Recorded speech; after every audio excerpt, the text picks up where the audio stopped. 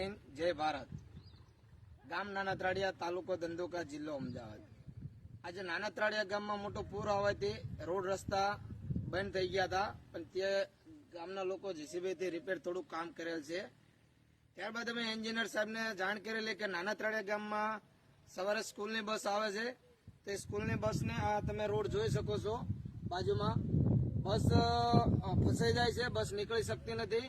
આ મેન્ટલ નાખવામાં આવે, રોડ રિપેર કરવામાં આવે અને જેથી કરીને રોડ સારો બનાવે એવી સરકાર સાહેબને નમ્ર વિનંતી છે. અમારા ગામમાં એસટી બસનો બહુ તકલીફ છે. આ રોડ તૂટી ગયો, હું તમને રોડ દેખાડીશ.